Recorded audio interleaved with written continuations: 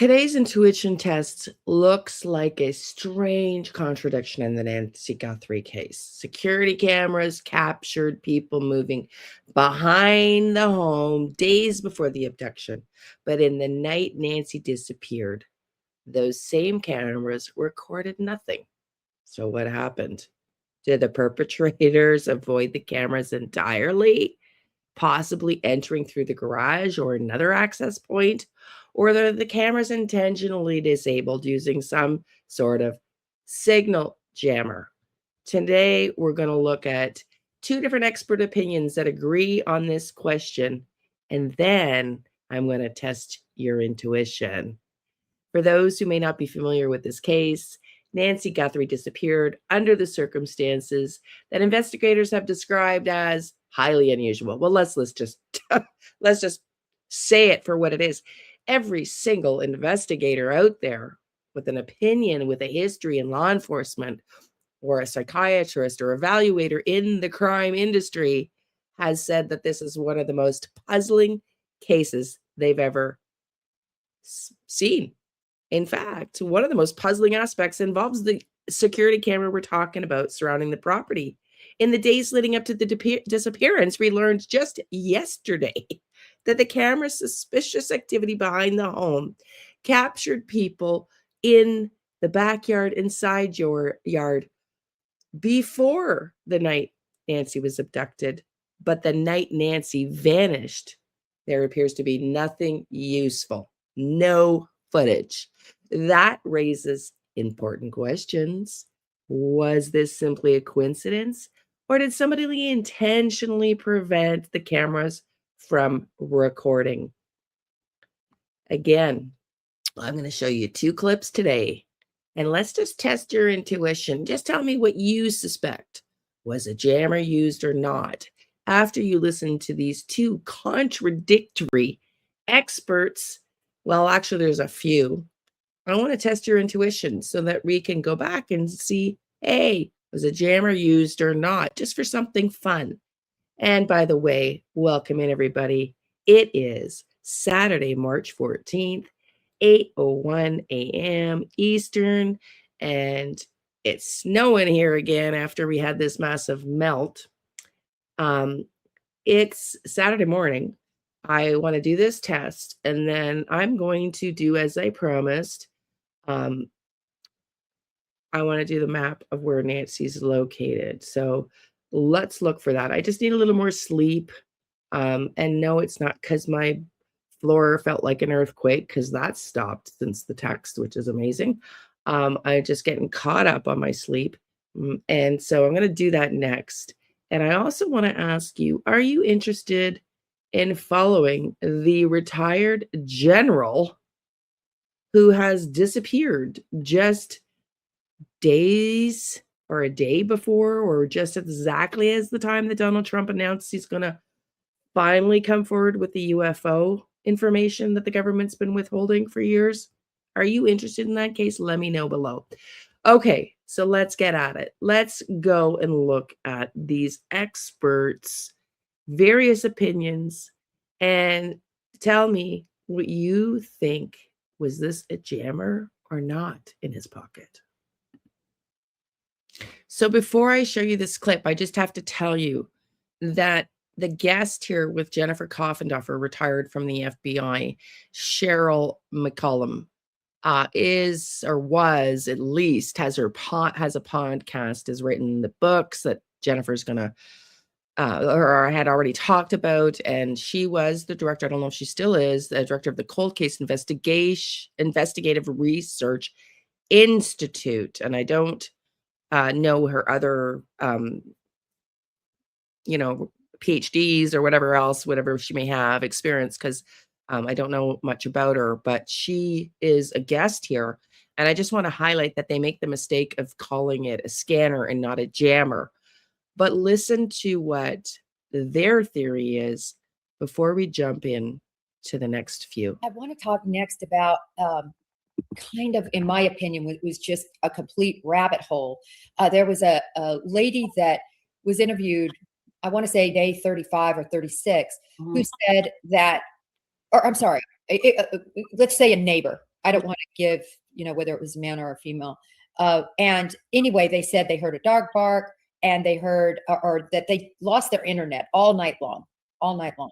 And so we kind of went from that to this leap that they must be using scanners. Yeah. And I totally get, and that the scanner was in the guy's pocket. And I'm going to pull up a picture there. And Mac, if you see me go down, I can still hear you. Okay. So again, she means a jammer, and they do correct themselves. So keep that in mind. Some stuff up. Okay. I don't know how much experience you've had with cases where they've used scanners. This is kind of the look-see of what happens. Can you talk about that just a bit? And I'm going to put another picture. So again, in the essence of following the evidence, we have a video of a masked man at Nancy Guthrie's front door for 44 seconds, whatever it is. This image never happens. He doesn't blur out. He doesn't go away. However you want to describe what's going on here, like a digital problem, like with your cables going out. So I don't have any reason to think he had a scanner because it wasn't working. But when you have something like this, again, they're approaching the camera, and as they get closer, the images just get distorted. So you can't truly see what they look like. The issue again is if somebody's got the Ring camera or a Nest camera, your phone should already alert, your watch should already alert. So even if this is happening, they're already within that sphere that you should have an alarm go off or some type of notification before this takes effect. Because I think this young man, I mean, he's 4 feet, 3 feet from the door. I mean, he's already pretty close, but he's caught somewhat. Yeah, no, I agree with you, because scanners have to work so close in proximity. Mm-hmm. Can you imagine what that other individual would have to be doing in terms of, they would have to be, in other words, if he had accomplices, they'd have to be walking around in the neighborhood 20 to 30 feet from people's mechanisms, trying to get, their signal to scramble. Sure. And actually what she described, or he, is that they have no signal. So I think that's a battery issue or some other issue. Yeah. But the bottom line is we have video from Nancy Guthrie. So he wasn't using it. So, move on. That's clear as a bell. He ain't got no scanner. Look at that. You can tell he doesn't have a wallet in his back pocket. Yeah, when we look at this, and I think this is also what incited some of this, I don't want to say silliness, but rabbit trail, was the picture that I think many of us, I believe that's an antenna sticking out, a possible two-way radio. And so a lot of people said, oh, no, it's a jammer. I said scanner, sorry, jammer, like this. And this is one that is kind of a little bit more high-powered, but even to do images like this, those are used with backpack style, really big ones. And the small ones would be completely ineffective. And to your point, and I love how you're just to the point, that ain't what we're seeing here. Nope. Jennifer says something really interesting, and I don't think she realizes the small ones don't do what we're seeing here. So did the small one completely fail? Bodes the question. Did the small one just fail? Let's listen in. A couple of more, it's like 30 seconds more, and then I'm going to show you the next clip, and you can decide for yourself. These are all experts with contradictory opinions. And then I want you to tell me what your spidey sense, what your gut tells you. So when the case closes, because I sense we're finding this perps, in my opinion, and we're going to find out what's in that pocket eventually. So here's the last few seconds before we go on to it. The next clip with other expert opinions. And why do you need to take the door camera if you got a jammer? And you know what works on the same frequency as a jammer? A pacemaker, because it operates on Bluetooth versus Wi-Fi. So you have a pacemaker that worked up till 228. So I just wanted to get your thoughts. Yeah, I mean, and that's a great point. The jammer didn't jam pacemaker leaving Nancy's location. Okay, before you decide, listen to the next experts. About the possible information on the doorbell cam, though, because I think all of us agree that's the best lead they have.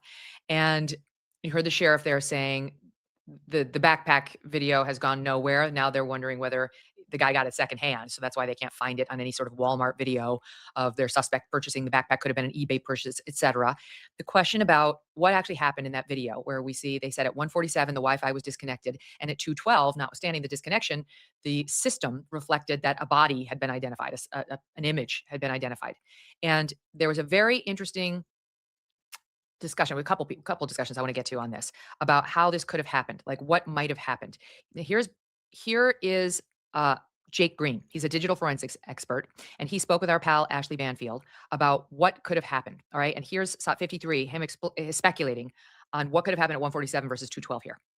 Really, the only thing is they wanted to make sure their Wi-Fi deauthentication device was ready to go. So they rode by, checked it from the street, was able to hit that Wi-Fi unit and make sure that it was actually receiving that signal, and then came back a little bit later and hoped it was still working. And it wasn't. Right. That's exactly right. Is when they walked up, it was definitely not working. In plain English, that means that they may have tested the jammer at 1:47 and it's disabled because it's jammed. They drove away for whatever reason and then came back at 2:12 and it had reignited again and was back up and running and now captured this image. That's right. And perhaps when he walked up, it wasn't running in his pocket. Okay, so the theory being that the perp had a Wi-Fi jammer. He tested it at 1:47 and it worked. It successfully turned off Nancy Guthrie's Wi-Fi. But by the time he went back at 2:12, it had turned back on, which is why he got caught on camera and those images were recoverable by the FBI. This does dovetail somewhat with the neighbor's home near Nancy, who's now saying that their Wi-Fi stopped working for a time on the night Nancy went missing. Here is, this is video 50 where Brian Enton shows us this. Let's take a look. Okay, so he's just showing us that that's Nancy's house, and he's at the neighbor's house where the Wi-Fi went, where the cameras are, and where their Wi-Fi stopped working the night that Nancy went missing. I don't know. This is awfully coincidental, Will, that you've got the neighbor's Wi-Fi that night that stops working. It's right, the camera stopped working. I mean, we can presume, I guess, it's possibly Wi-Fi related. Now, I just have to add, in fairness, this is Saturday, March 14th. It was only yesterday, March 13th, that we heard the statement about the fact that when we saw the FBI go back to Nancy's home and grab the cameras on top of the garage, or not garage, the outhouse, if you will, the guest house. Those are the cameras that they reported yesterday those cameras were able to get images on the side yard and the backyard, but not the night Nancy was abducted. Now we've seen pictures of those broken, but they weren't removed. So hence the question, keep listening, was a jammer used? Now also, I just want to note, I said, I believe the perp, one of them, walked in for a fair distance and came up through that back. Just my gut intuition, psychic hits. They came in through that. They walked up through the back. Now, mind you, he walks around the front, but that doesn't mean that he didn't walk in from the back. So anyways, keep listening. And there's been a lot of speculation, as you know, about whether what was in his pocket, the patio suspect, was a Wi-Fi jammer. Yeah, so the first thing I'd want to check, Megan, is the timestamp of the neighbour's outage of their Wi-Fi to see whether there is any indication of this corresponding at the same time as Nancy's being taken out or being utilised. I mean, using Wi-Fi jammers is not that difficult. You can get them in a reasonably small size, but you can also check them. I've used them myself on operations and projects. And what you can find is it will knock out not just the Wi-Fi, but 3G, 4G, 5G as well. And you can test it remotely. You don't have to necessarily go up to the target location, test it there. You would generally have it on you, you check it, make sure it's running. And again, depending on where it might be inserted, if it was put into the rockery at the front of the property as in what we call a green option, so it's disguised or camouflaged, and then it knocks out the Wi-Fi, that's always a possibility. But they're relatively easy to get your hands on, Megan. And if you do have any kind of Wi-Fi connected cameras, yep, they will knock them out. I mean, our producer, Jake Whitman, who helped us do that Wi-Fi demonstration, remember that we did with the Nest camera, he tells us that when you approach the Nest doorbell camera and it's on, the doorbell button lights up very bright. He says it happens about 6 feet away as you approach. It's impossible to miss. And it tells you that the camera is capturing you, which I suppose is not a great indicator for an intruder. that his Wi-Fi jamming is no longer in effect from 147, and that by 212 it's gone off. Which, again, this may not be a Mensa member that we saw in Nancy's patio fits, and he may have found out the hard way when he returned in this video we're watching here, that if he had tried to jam it at 147 and now it's 212, that has a limited lifespan. Yeah, and Megan, I remember watching this video with you minutes after it was released, and we were going through it, frame by frame. We were trying to anyway. Well, this adds to the pre-offense behavior, which I've talked about a few times in the past, and the attempt, at least, a sophisticated, a method of getting in this house and breaking down, any kind of electrical device or communication device. Obviously, in the bombings of Iran, that's being done by the U.S. They're shutting down internet and disabling all kinds of communication devices. Here's something, of course, very much different, very isolated to one home. And this guy went out of his way to buy this. Now, what does that tell you? What did he know about this house and the system contained therein before even going there? To me, that's even more supportive of the fact that he's been to this house before January 11th or sometime before that, a worker involved with security systems, who knows what, a vendor of some sort. And it's not just chance that you happen to have, a disabling device such as this for the Wi-Fi. I never knew you could buy these type things. I'll be honest with you. I'm sure intel agencies had them, probably the Bureau, et cetera. But I'll go with what Will said. If you can buy these commercially and just use them yourself, I'm not sure there's a legitimate purpose for shutting down someone's Wi-Fi, other than what this guy's doing. But good for him for at least attempting that, even though it didn't exactly work out. So yeah, not on Mensa's list, that's for sure. Megan, I'll Megan, say if I this, could jump Will. in there I'll give you floor one second, but I will say this: the way you can avoid this at home is hardwire your cameras. Hardwire. You don't rely on the Wi-Fi. Go ahead, Will. Yeah, well, Wi-Fi is always going to be fallible. It's a massive risk, and it's always going to be vulnerable. But to cover off a couple of the points that Unifit's covered, the first would be the actual camera light coming on to detect, obviously, someone coming to the front door. Now, that will have probably very little to do with the Wi-Fi, and will work on what we call a passive infrared. So it's an intrusion detection. So if any object comes close to it, then the light will switch on. The second thing is, with these blockers, as I mentioned, it will also take out all cell phone signals. So if someone's coming in to do, say, a snatch or to break into a property, and they want to disable the communications by anybody inside of the house, other than, of course, the landline, then a blocker is perfect for that, because it will knock out, obviously, any cell phone signal and the ability to be able to utilize it. Well, how does that affect, if at all, the data that Nancy's pacemaker appears to have been communicating with her phone up until 2:28 that night, Will? So, like, if he was using a Wi-Fi jammer, wouldn't it have presumably knocked out the communication between her cell phone and the pacemaker? I mean, you're saying it would have shut down the communications of the cell phone.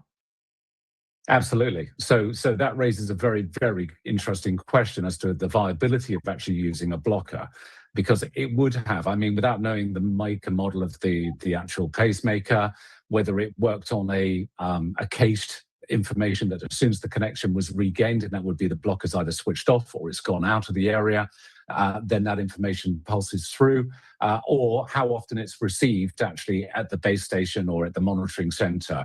Again, if it's permanent and it's constant, which I would imagine it should be with a pacemaker, then yes, any interruption to that signal should activate some sort of alarm, or certainly some communication to the user or a monitoring station to say, and just to clarify, Will, signal.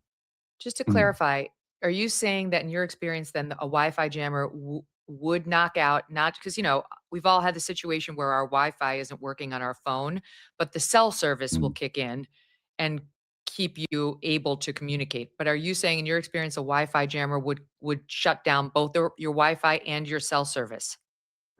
Yes, it would knock out your data. So any kind of internet connection will be knocked out as well. So if you have a combined unit, so there are lots of different types of units out there you can get your hands on, Megan. There are ones which will literally take out cell phone signals. There are ones which will take out Wi-Fi, and there are ones which are combined that will do them both. Wow. This doesn't sound great, James. Well, no, and we were talking, I think, early on about, as much as we might want to say these people aren't that smart, like I said a long time ago, well, we haven't caught them, so they're not that dumb. And I do want to just highlight, there's a lot of talk within, my circles of FBI folks that, South American South American groups that go around and do these real high-end burglaries that you've seen with all NFL stars, that this is their MO, that they do pre-operational surveillance. They dress like this. They use jammers. They use burner phones, cell phones. This to me would speak to a lot of what we're seeing here. The inability to have any type of evidence without, for instance, the DNA or any type of, people knowing who these individuals are. Well, if they're coming from out of the country, you're not going to know who they are. Not getting any type of cell phone evidence so far. We haven't seen any updates on that, which we're kind of surprised by. And the last show, we talked a lot about the Bureau's capability. Well, if you're running burner phones, it's really hard to really do anything with that. And then, so that's for me, I think a really good lead that hopefully someone at the Bureau, if Sheriff Nano will let them do it, is working on. Think about this. In 2000. So now we have two very different interpretations. One, no jammer, first clip. Two, jammer. One possibility is the camera was disabled deliberately. Another possibility, whoever was responsible simply avoided the camera angles altogether. So before investigators eventually reveal what really happened, it's a good moment to pause and test our intuition. What does your gut say? Did someone intentionally jam the cameras? Or did the perpetrator already know how to move around the property without being recorded? When we're looking at cases like this, small details sometimes tell us more than we actually realize. If someone used a jammer, it might suggest a higher level of planning and technical knowledge. On the other hand, if the perpetrators simply avoided the cameras, it could suggest that they were familiar with the property, the layout, and had previously observed when the cameras were positioned or where they were positioned. Another question investigators often consider is whether there was more than one person involved. Multiple perpetrators could allow one person to act while another monitored the environment. At this stage, we can only possibly check out all of the theories as new information comes out. But cases like this remind us that the small details can sometimes hold the key to understanding what really happened. So for now, the question remains open. Were the cameras intentionally disabled, or did somebody simply know how to avoid them and then removed it? Or perhaps did somebody not think that the camera was actually working with inside knowledge and was surprised that it worked? So for now, let's just test our intuition. And when the new developments emerge, we'll revisit and see what you think and what you thought, and see how our spidey senses, with the information we have on the both sides of this case, what our spidey senses are telling us. And I'm curious to see what you think below. Let me know below if you think a jammer was used or not. And if you're interested in exploring more of these kind of true crime intuition videos like this one, subscribe, follow along as we examine Nancy Guthrie's mystery and other cases and see how our intuition compares to what investigators eventually uncover. Next up, I think I'm going to, as I said, I want to cover the map on the escape route, and then the UFO story of the missing general. If you're interested in that, let me know below. Thank you for being here. Love and light. Oh, and by the way, do I think a jammer was used? My spidey sense is saying that I think it was a jammer. I'm leaning now more towards a jammer than a walkie-talkie, because a walkie-talkie, people would have maybe heard, dogs would have barked. And I just think it's way too coincidental. And when we hear the newest report yesterday that the back cameras weren't able to pick something up. So was there two perps? One jammer worked in the back, one in the front, not so much. Just a thought. Let me know what you think below. Thank you for being here. Thank you to all the new subscribers. Thank you to everybody who's been with me from the get-go, 2 years ago almost now. Well, 2 years ago tomorrow, in fact. And can't wait to see you on the next video, where I'm going to do whether I'm going to use my energy with my palms to see the escape route that was taken. Love and light. See you soon.